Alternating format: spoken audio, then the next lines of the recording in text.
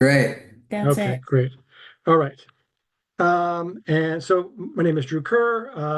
I am on the board of directors for California Invasive Plant Council. I work in the tidal marsh of San Francisco Estuary on invasive plants. I'm a wetland ecologist. Started my career in King County in Seattle, Washington, working as their Aquatic Noxious Weed Specialist for about 7 years, and then moved down here in 2005 to work with the Invasive Spartina Project for the Coastal Conservancy and U.S. Fish and Wildlife Service. Since then, there are other marsh threats aside from Spartina, and since then, I've helped to start some projects with through Cal-IPC on invasive limonium and an invasive turf grass called Paspalum vaginatum. So that's my background generally, and I'm going to talk to you today about the invasive limonium in San Francisco Estuary. So I wanted to start, and I saw one person mention in the chat by acknowledging that your one of your founding members, probably, Jake Sig, died on Wednesday, June 10th at the age of 99. I just found out a couple hours ago. My colleague and good friend, Peter Brastow, sent an email around to the California Invasive Plant Council board. And so I threw this slide together to honor him. My presentation tonight is in honor of Jake and his extraordinary legacy. I never got to meet him in person, but he was an inspiration to me. He touched my life through his generous support of California Invasive Plant Council, Doug Johnson, our executive director, who just stepped down, and also through Jake's regular weekly or more than weekly nature news that I really enjoyed and got a lot from. So um, when Peter announced this, he sent around this wonderful, beautiful obituary from Lou Stringer, and I think that and I know that Eddie and Noreen saw this and feel it's appropriate. So I'm going to go ahead and just quickly read it because I think it's really worthwhile. So um, Jake was one of the defining voices of the native plant and ecological restoration movement in San Francisco. Through his long tenure with the California Plant Society's Yerba Buena chapter as president, conservation chair, organizer, advocate, teacher, and relentless conscience, he helped make ecological restoration and local native biodiversity central civic concerns, not fringe interests. His voice mattered, especially in places like the Presidio, where even during the Army period and through the transition to national park stewardship, he helped insist that the remnant dunes, grasslands, coastal scrub, and rare plant habitats were not vacant or ornamental landscapes, but irreplaceable fragments of San Francisco's original ecological inheritance. Rare species such as San Francisco Licinia, I don't know how to say it, sorry, tiny, easily overlooked, and now endangered, survived in part because people like Jake paid attention early, spoke forcefully, and would not let these places be forgotten. Jake's influence reached far beyond one park or one plant. He helped shape California's native plant and invasive plant movements, inspired generations of volunteers, and pushed public agencies and citizens alike to take urban nature seriously. He could be fierce, exacting, funny, difficult, generous, and deeply devoted.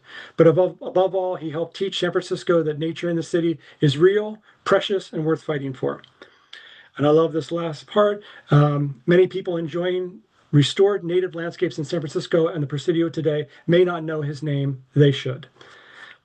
So, in honor of Jake, let's see here. Okay, good. All right, so I'll move on to my presentation on invasive limonium. And in San Francisco Bay, we lost about 85% of our tidal marshes to development over the decades, over the last 100 years or so. And a huge effort is of federal, state, and local entities are moving to restore tens of thousands of acres of habitat to try to get up to a goal of about 100,000 acres. And so thousands of marsh acres have been added over the past 20 years. And these young restoration marshes have miles of disturbed edges that are vulnerable to invasive limonium, and their interiors are vulnerable to other invasive threats. So these restoration sites are super important, and we love to see them developing, but they can also act as loci of dispersal to high quality mature marshes adjacent to them. So we really need to keep up the effort on these invasive plants. And limonium, unfortunately, really can benefit from some of the disturbed edges around those restoration sites. So the first one we're going to talk about is Limonium ramosissimum. I refer to it as Lyra or Algerian Sea Lavender.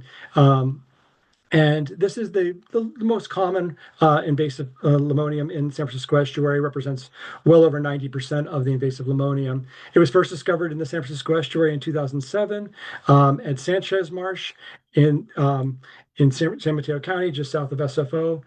Lyra grows most vigorously and produces the most seed in the high marsh and in the estuarine terrestrial transition zone or upland transition zone.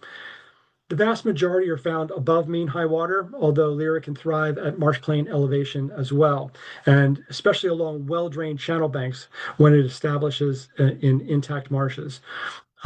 And when it can also grow as a dense substratum beneath native marsh vegetation, eventually displacing it after it reaches critical mass, especially during regeneration cycles for some of those native plants. Here's a few really wonderful photos from Ron Vanderhoff, who's the premier weed photographer in the state of California, in my opinion. He always produces beautiful work. So one of the things I'll point out is it's a really big one in the center there, a really, really large, like almost volleyball-sized invasive Limonium ramosissimum, Lyra. And you can see the pointed tips and the very thick leaf cuticle, kind of that gray-green appearance that looks very different from our native Limonium californicum that I'll show you again in a second. This is the other invasive limonium in San Francisco Estuary, Limonium duriesculum, or we refer to it as lidu, or European sea lavender. It was also first documented in the San Francisco Estuary in 2007 in Richardson Bay in Marin County. I'll say the Cal-IPC's mapping for this project recently discovered a large, well-established infestation on Bear Island in a deepwater slough in the South Bay. And that was probably an independent introduction, not likely to have been natural dispersal on the tide, since Lidu had not previously been established outside the Marin area. Little tiny occurrences here and there that probably came from landscaping contaminants. This is actually the more widespread limonium problem in Southern California, where it's able to grow lower in the tidal elevation, even down into the zone that's primarily dominated by Spartina foliosa, our native Spartina. And you can see the much more rounded leaf tips on this one compared to the Lyra. It's also more compact, often very small and succulent in appearance, and has these pretty little sprays of flowers that are not quite as dense and intense as the Lyra, which are very showy. And you can imagine why they would be in the horticultural trade. Here's the photo that Noreen and Eddie showed in the beginning of the slide. So on the right-hand side of the left photo, I added the other one, we have our native Limonium californicum.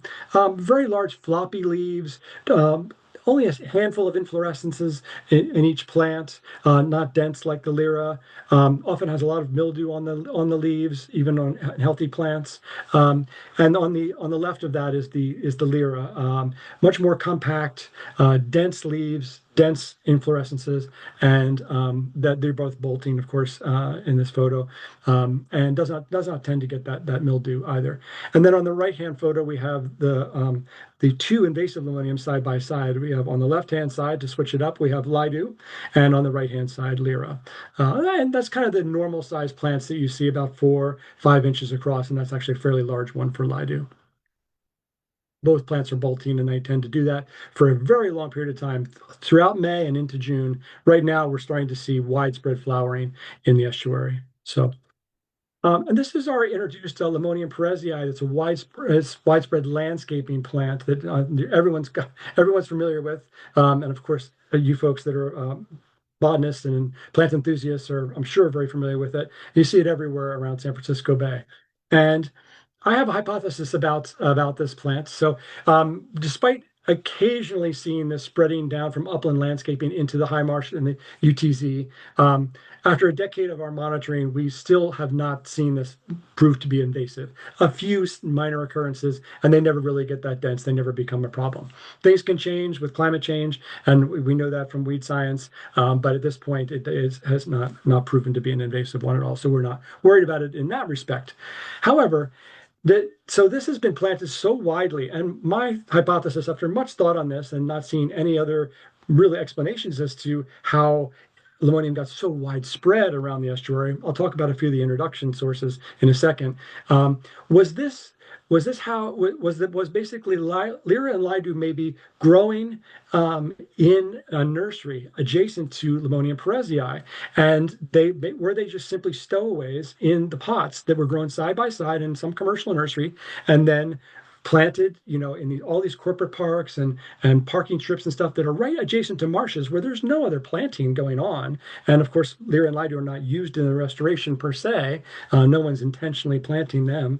So and I hardly ever see lyra or lido in landscaping as just a horticultural plant that it would have gone and moved down into the marsh. So my hypothesis is that the widespread planting of Limonium perezii exacerbated the infestation or helped to spread it throughout so much of San Francisco Estuary. We also unfortunately had a big additional accidental boost in the dispersal through misidentification by a seed harvesting contractor of the lyra as the native sea lavender and its inclusion in an upland transition zone seed mix that was widely sown for restoration around the South Bay in the early 2010s. There's one occurrence that Peter Bay mentions to the Boyer lab of lyra accidentally being planted at a restoration marsh, Heron's Head, in the early 2000s. But other than that, we don't know of it really being planted itself, but it got loose in the seed mix, and that really spread it to some very remote areas. You combine this with maybe this potential stowaway contaminants in the Limonium perezii, and you have a very widespread problem that is far beyond the natural dispersal of lyra or lido, in my experience, that would have occurred over that same time period. Eventually, it does move on the tides. The seeds of these plants definitely move on the tides, and they move between sites, but not very vigorously, not very quickly. And for it to have moved to such remote areas would have been impossible in the time period that we're talking about, which is they've probably been in the estuary for maybe 30 years. So this is a transition zone at Coyote Creek Lagoon in far, far upstream Coyote Creek in this far southeastern part of the bay that had a massive infestation when we started working on it in 2016, and from that seed mix as well as another one I'll show you in a sec. So actually, I'm going to show you right now. So at Nap Tract Pond A6, which is at the mouth of Aviso Slough, there were some decommissioned levee roads, and they seeded that with this upland transition zone mix to try to jumpstart the establishment of the upland plants. And unfortunately, it had lyra in that mix, and we were just down there yesterday treating. So these eroded berms and decommissioned levee roads mimic the high marsh and estuary and terrestrial ecotone, but they're right around the bay, but they're right in the middle of the marsh. And so they, unfortunately, a lot of them can have high disturbance, and they can then harbor different weeds and contribute those weeds to the surrounding marsh. So we'll talk more about the displacement. I'll mention this graphic at this time. This is a graphic stolen with pride from ESA PWA of the marsh zonation, and I added the orange line that shows the kind of the general zone across which the invasive limoniums grow, from the edges of the marsh plain on well-drained channels through the marsh plain, but more scattered, not producing as large plants or as much seed, and then up into the high marsh and the upland transition zone, the estuarine transition zone, and into the upland. That's where they produce the largest plants.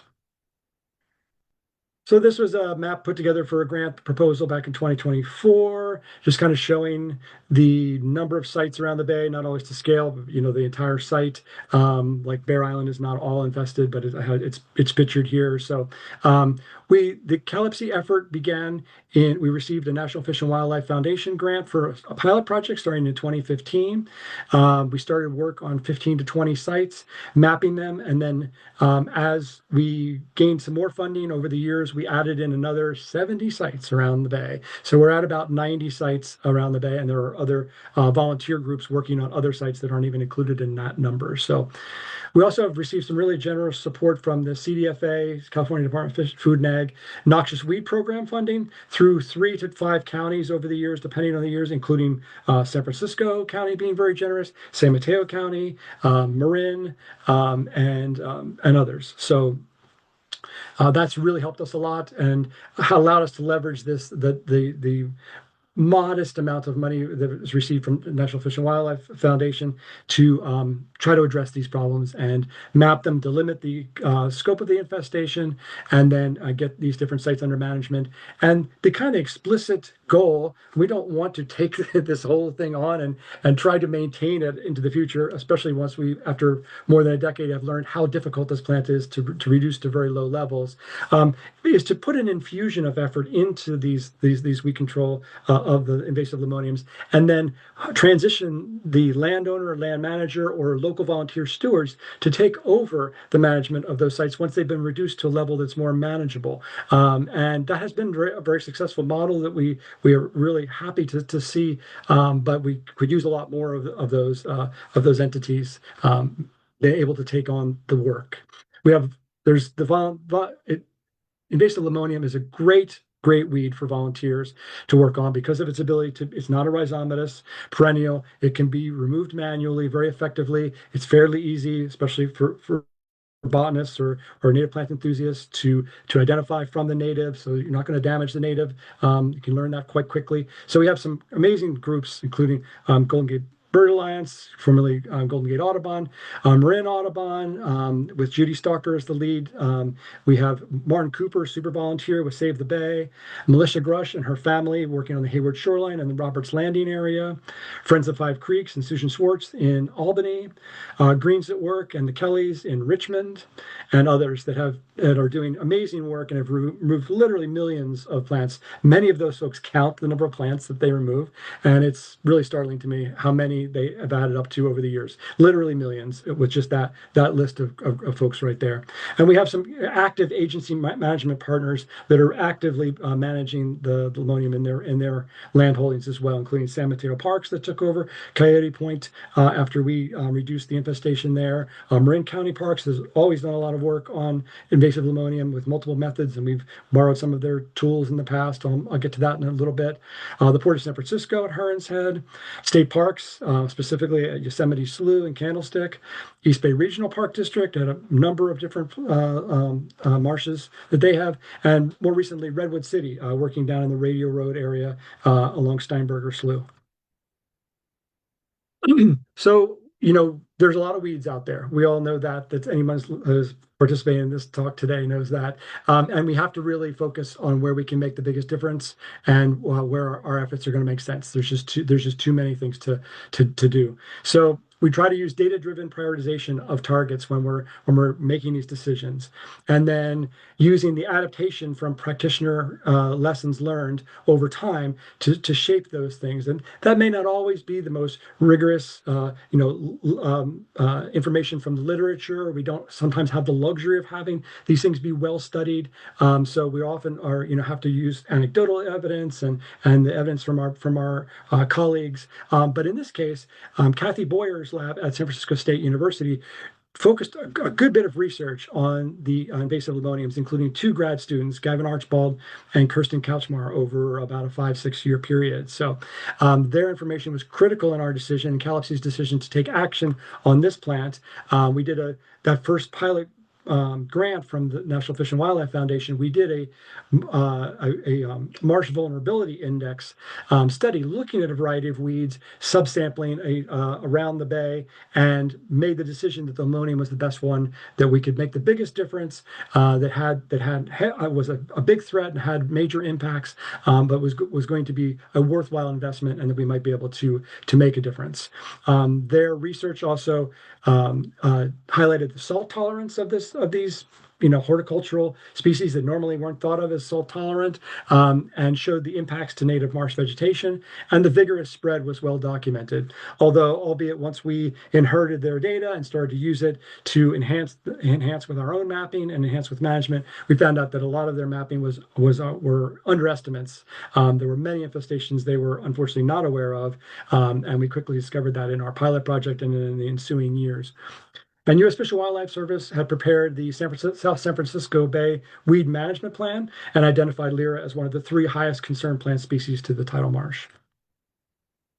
As I mentioned, one of the great things about this plant, as opposed to rhizomatous perennials that are very hard to deal with in any other way, manual removal is very effective. And local stewards, including trained volunteers, can manage nascent infestations very well. One of the only things, besides maybe its slow intermarsh movement on seed of the limonium, is that intact native plants in the tidal marsh really slow this plant down. They don't stop it. As I mentioned, it grows as a substratum beneath the native marsh plants. But you'll see a heavy infestation through a disturbance area.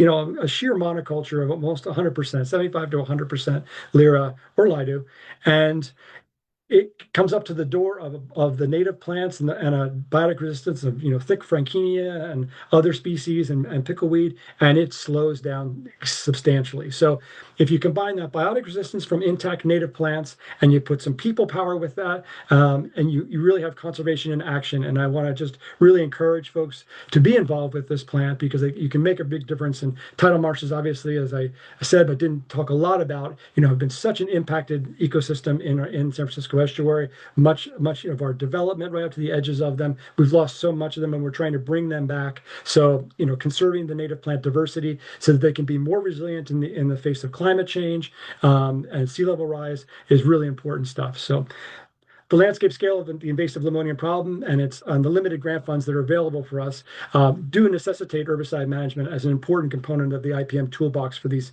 high threat offenders. There are many infestations that are in very high disturbance areas that would take enormous amounts, thousands of hours of people power to remove when we're first starting with those infestations. So there's a major role for herbicide in the management of these invaders. Fortunately, Cal-IPC has been able to transition several of the largest invasive limonium infestations to manual removal by local stewards after reducing that ongoing control work to a manageable level. And one of the model projects that I'll show some slides at the very end of the presentation, and Noreen knows well, is the Heron's Head Pier 98 Pier 94, Pier 98, Pier 98, Pier 98 project. Pier 94 is another project that you guys are involved with, and Golden Gate Bird Alliance.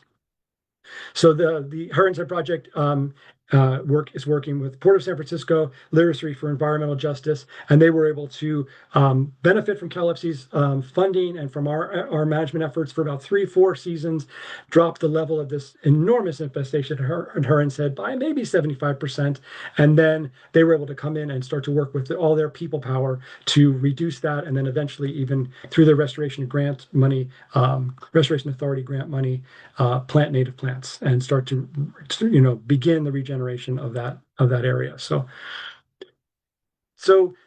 this is a slide that kind of shows what's at stake in our native marshes. So this is a beautiful marsh in Whale's Tail South in the Eden Landing Ecological Reserve, just south of the San Mateo Bridge. And this kind of shows the diversity and the high marsh habitat that is really somewhat rare in San Francisco Estuary, yet it harbors the highest native plant diversity in the tidal marsh. There's more native plant species, and they serve such an important role as habitat for the wildlife in those areas. The invasive limonium thrives best at this micro elevation of along channel banks, where all these beautiful native plants are flourishing in this photo. So that is what can be lost when you get the native invasive limonium coming into these systems and taking up residence in disturbed areas. It disperses on the tide, and it colonizes areas along the channels where you have native plants fluctuating. The Grindelia is kind of a short-lived perennial shrub that you'll see after maybe 5 years, 7 years, you'll see all those mature ones maybe die back, and then you have all the seeds that are dropped at the base from the Grindelia will regenerate, and you'll continue that beautiful hedge of Grindelia along the banks. But if limonium comes in at the base of that Grindelia, that marsh gum plant, then it will displace that and not allow that natural regeneration cycle, and it will remove that important component from this wildlife habitat component from the marsh. Let's see here. And displacing other native plants, Grindelia stricta, Frankinia salina, with the marsh heath, which can form really dense, nice habitat. Jaumea carnosa, the Sarcocornia pacifica, the perennial pickleweed, as well as our native limonium, which is a tough plant, but not quite as tough as the bully that is the invasive limoniums. And as I was saying, this vertical structure is very important. In the tidal marsh, just small micro elevational differences make a big difference. They dictate what plants can live in those elevations. And for the native tidal marsh wildlife, they are important refugia from avian predators at extreme high tides when the entire area of the pickleweed plain of the marsh plain is flooded, and of course the low marsh as well. And they have to seek refuge in areas where there's cover. And so just small shrubs like Grandelia provide this vertical structure that's key for the ridgway's rail, the endangered bird, ridgway's rail, as well as the salt marsh harvest mouse. And this is what is at risk. So here you can see along the channels, this is the invasive Limonium ramosissimum growing along a channel down in the South Bay at Ideal Marsh in the very beginning of our Cal-IPC project. And it thrives very well along those well-drained channel banks. Most of it is growing up in the high marsh or in the upland transition zone, but this is one place it can do well because of that drainage. And the proximity to the channel allows for maximum seed dispersal on the tide. So then it'll drop that seed directly into that area, and then it'll move to other areas. And this is where we want the Grandelia to be lining the channels, which it is no longer in that picture. You just see some in the foreground, and that is where the ridgway's rail will come up from their foraging in the channels. That's where they will build their nests in those areas, and that's where they will also seek refuge, as well as the salt marsh harvest mouse during extreme high tides. And this is what you get when you have the invasive Limonium system and the Lyra come in and into a disturbed area. These wave-swept shorelines or slough banks that are kind of become a little denuded, then the vegetation, the Lyra can take hold, and then it just spreads extremely prolifically through those disturbance areas. And once it owns that space, it's not giving it back, and the native plants have a very hard time regenerating and basically start to not even be able to maintain a minimal presence in some areas. And then it will spread to other areas of the marsh. As I mentioned, we are doing a lot of tidal marsh. We collectively, we are doing a lot of tidal marsh restoration around San Francisco Estuary, and there are a lot of these disturbance edges above mean high water, and many miles, including the South Bay Salt Ponds Restoration Project, where you had diked baylands. They were breached, start to regenerate tidal marsh over a period of time. Amazing thing. This is what we're working towards. But unfortunately, these edges can harbor Lyra and enable kind of mass dispersal, and also that can corrupt and basically exclude the generation of the high marsh in those areas, as well as the adjacent high quality marshes. And a lot of tidal marsh restoration now also builds these mounds within tidal marsh restoration projects. And those mounds, which as I was working at some today at Inner Bear Island, are the perfect elevation for invasive limonium, and will be completely dominated, as we saw some today. And then otherwise, they will be filled with diversity, the most diverse native plant assemblage in the marsh, if they are allowed to develop on their natural trajectory of restoration. So to me, I call the invasive limonium tribbles. And if any of you know the original Star Trek, you'll know why. They seem so cute and unassuming, and their flowers are so pretty. And so, oh, how could this be a problem, right? Well, then after you start working with them for a while, you look like Captain Kirk in the photo up there. You're drowning in tribbles, and trust me, I've been drowning in tribbles now for over a decade, and they're quite frustrating to deal with. So they have such high seed production. They produce up to Archibald and Boyer, Gavin Archibald in his graduate work with Kathy Boyer found they produce up to 130,000 seeds per square meter in the upland transition zone. The big basketball-sized plants can produce up to that many seeds. These seeds appear to have be highly viable and to have a very long seed bank life of maybe more than 5 years. This plant also has a virtually 12-month growing season. It's a Mediterranean plant, Algerian Sea Lavender, and so it does very well in our Mediterranean climate, and it gets a head start on our native plants that take the winter off, go to sleep, their cover is much more limited, and the invasive limonium is getting all that sunshine coming through the pickleweed and others resources and rain, and it is freshwater flushing, and it is then taken off.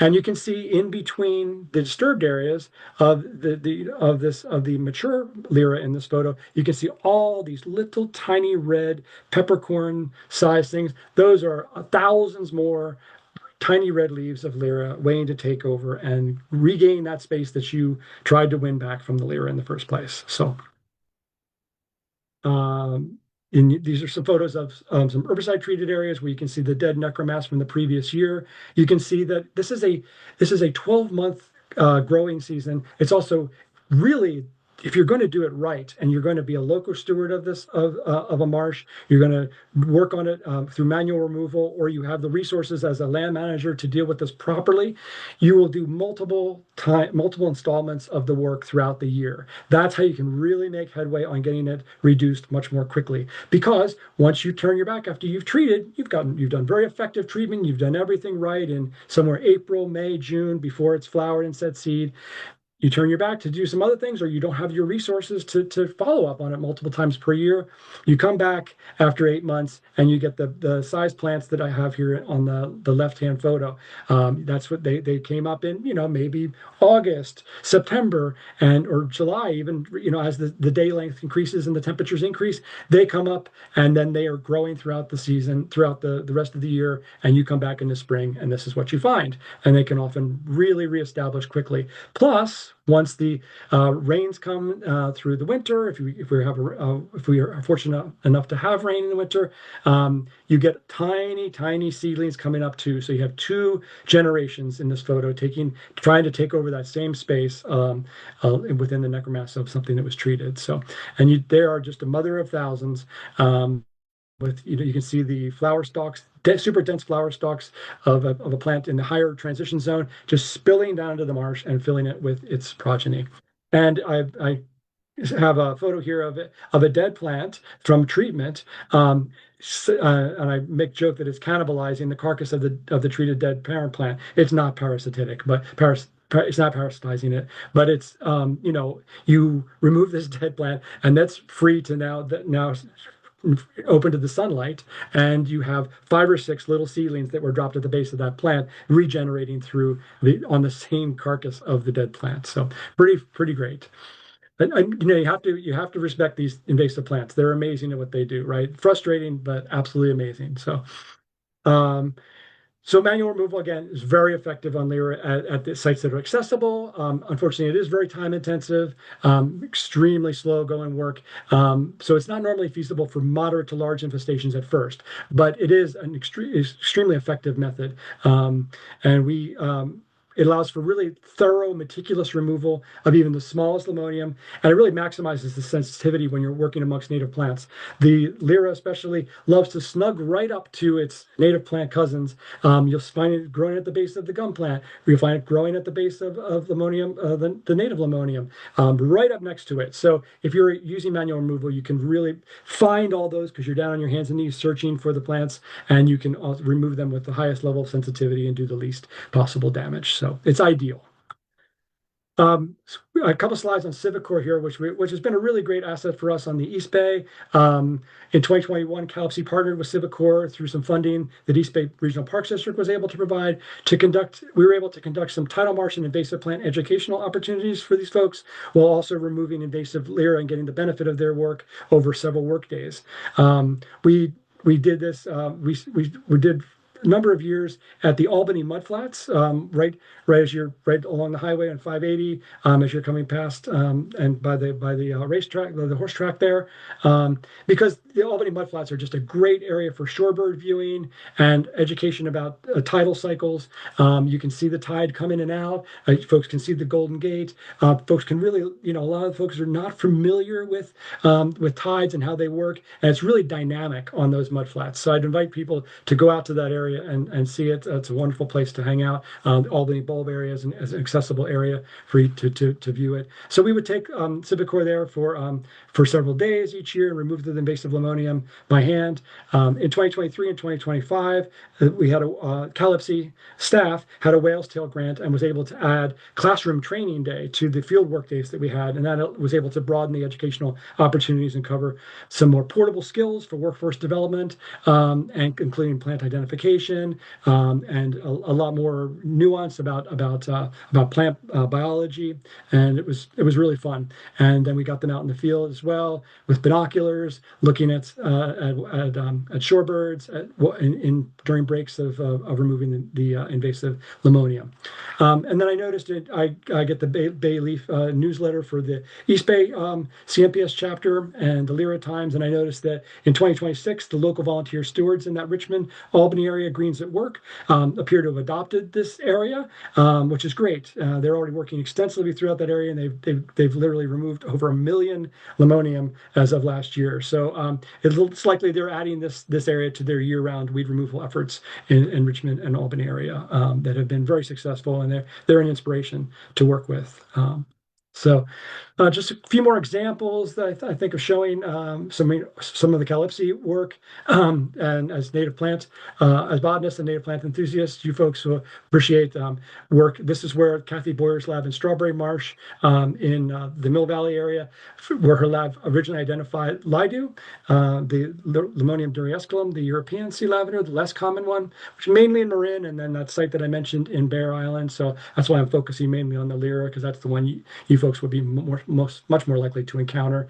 You can see the hedges of the Lidu growing in our first year of removal here, even though there had been volunteer work at this site. Kathy Boyer had taken her marsh ecology classes out here to remove, but it takes a lot of work. And as I said, it's a 12-month growing season. So if you're not keeping up the effort, it's hard to make some progress. So you can see it growing, the invasive Lidu growing amongst the rare Chloropyron maridimum palustri, the chamapa, as we referred to it. And you can see the little flowers growing amongst the chamapa at this site, which is beautiful this year, by the way. And after we learned this in the 2016, 2017 seasons, we adjusted our treatment timing, our removal timing, targeted for before the annual chamapa emerges, and then we can minimize the impacts. It's an annual. It's got very brittle stems, so it's very sensitive. So it's best if we can come in to do our removal for the Lidu, and there's some Lyra at this site as well before the chamapa has emerged from the seed bank. It's a hemiparasite as well. Should have neglected to mention that. It attaches to both the native marsh plants. It will also attach to the invasive limonium. And then we're in our 11th year of the Strawberry Marsh now, and you can see the photo that was the bench that was in the photo. The original photo is here, and that bench is up here. And so you can see it's a different vantage point, but just lush native vegetation and very little Lidu or Lyra. I was out there a few weeks ago, and I found only 21 invasive limonium individuals throughout that entire area, and removed them. So, and we have the beautiful chamapa flowering in that area. So it's a small marsh, but it's nice high quality habitat. And of course, it's got the rare plant population we want to protect. Another area in Marin that just has a lot of interesting aspects to it. So I'm bringing this one to your attention for the presentation, because it's kind of a fun one that has some good photo opportunities and some interesting methods that we tried to use. So Cal-IPC's first season at the Clipper Yacht Harbor was in 2018. Marin Audubon had already been using volunteers at Clipper to try to slow the proliferation of the Lyra and some Lidu at this site, but the invasion had already progressed way too far. It was a monster. So as you can see, by us removing dump truck loads worth of it in the first couple years, and we then followed up in the second year with propane flaming, which Marin County Parks had quite a bit of success with in some adjacent sites. They have a really beautiful marsh called Bothene Marsh adjacent in Mill Valley in Richardson Bay, and that also has the chamapa. And they had tried the propane flaming along the trails there, and found it to be quite successful. So we borrowed some equipment, these harnesses, and we got our propane tanks filled and gave it a try. We got our burn permit from the local municipality and had to explain to them what we were doing, which they were it was quite humorous. And we brought along a fire extinguisher and a backpack sprayer that just was full of clean water, just in case, and to ameliorate the powers that be. And we gave it a try. Um, we found that it was most effective on small plants and seedlings. You can see this is my vantage point looking down at the propane torch. You can see the small, like those silver dollar size plants that I was showing in a previous slide of the 12-month growing season. It does really well on those. It's a very tedious and very time-intensive task. Not as tedious as manual removal in some areas. And this rocky substrate is very hard to remove manually. So so it worked well there. Of course, marsh plants don't ignite rapidly because they're full of water.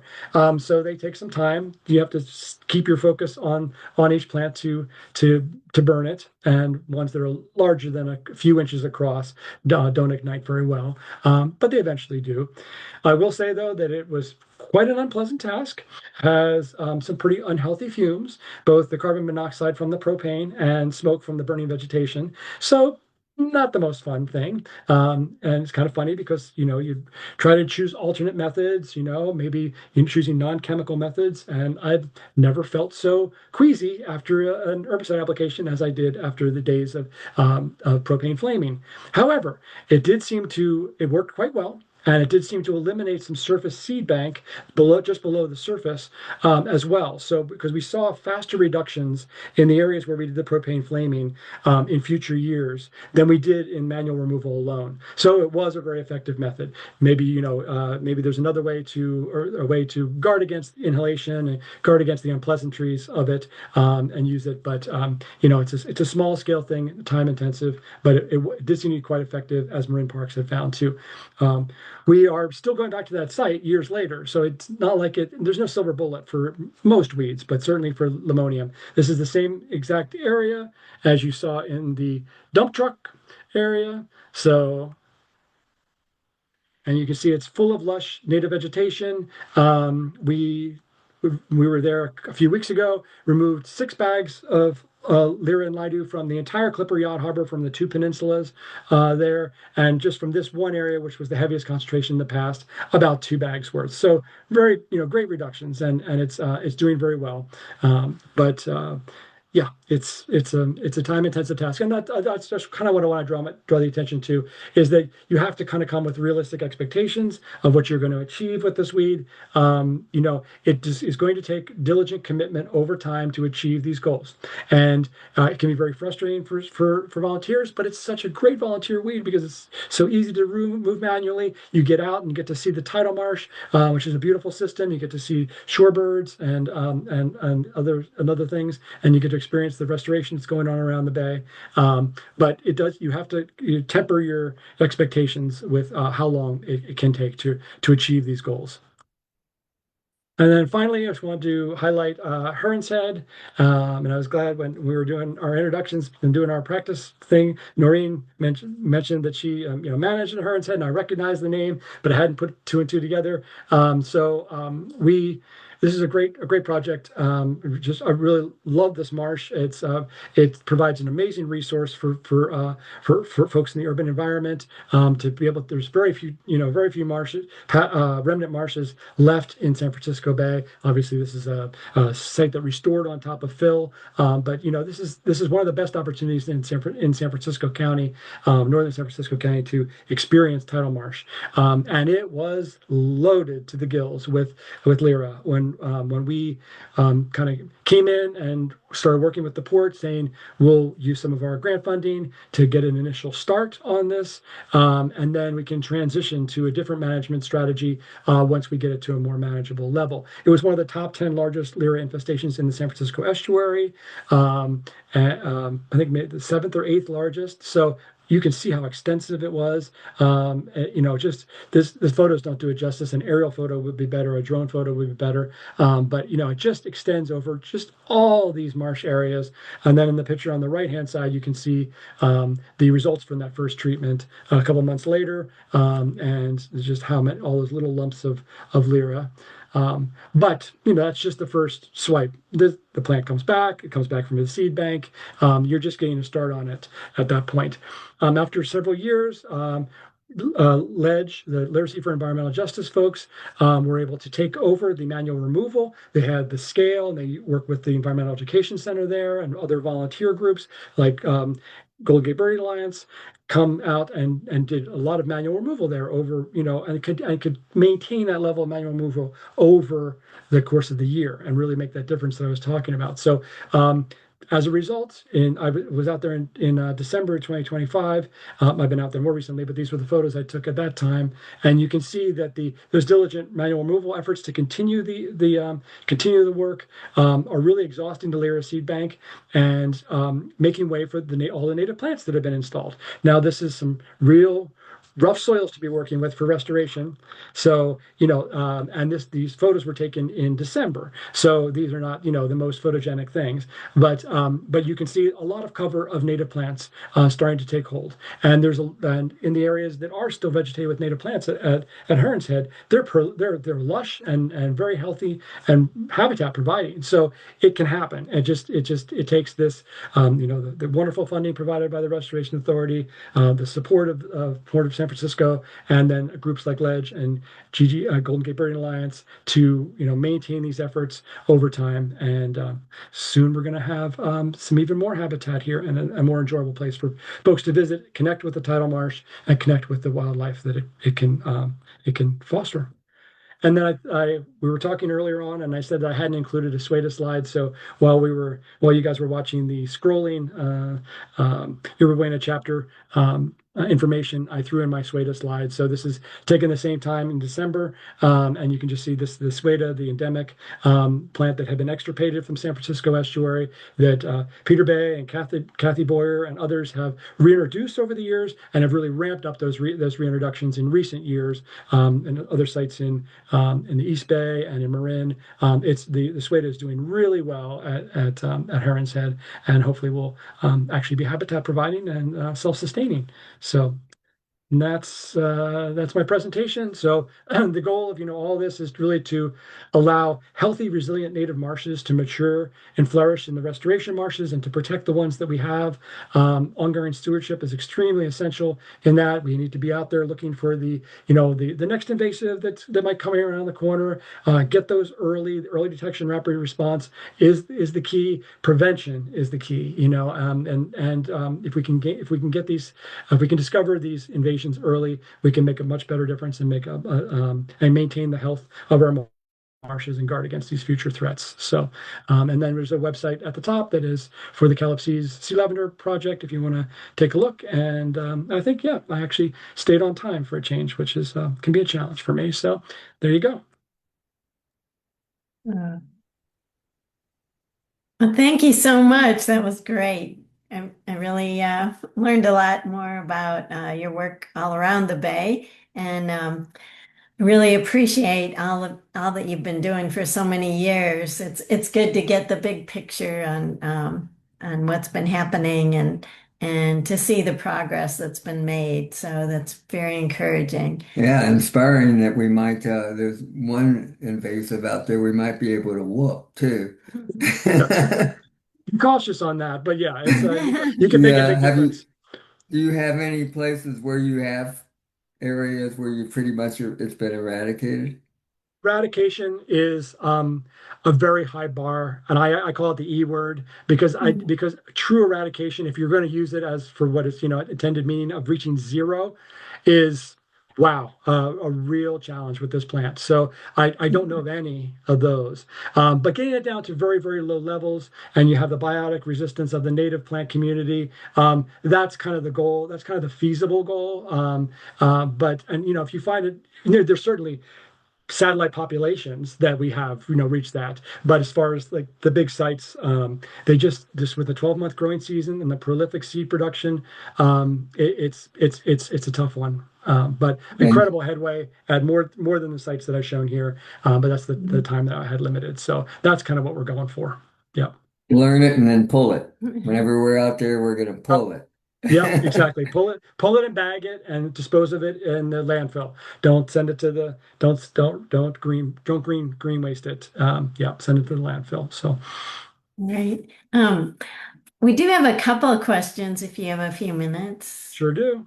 Yep. Um, so Robert asks if in the area where the plant is native, that it's exotic here, but exotic and invasive here, but in where it is native, are there other things that keep it in check?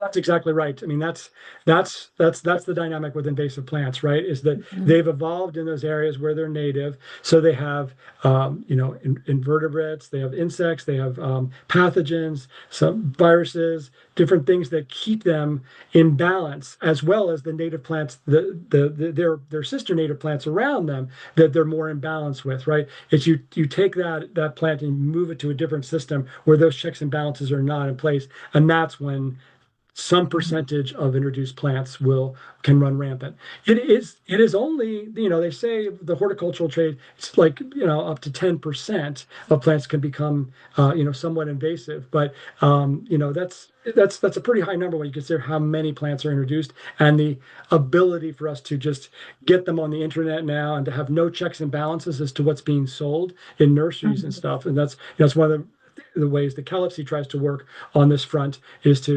encourage that through like the plant right, our partnership with the Plant Right, which is an organization, encourage that through like homeowners associations and wise planting native plant lists. Right. They're drought tolerant plants that make sense that are non-invasive. But yeah, I don't know a ton about the native range for Limonium ramosissum or Merlidu, but that's exactly right. That's the challenge. That's the dynamic we see with invasive plants.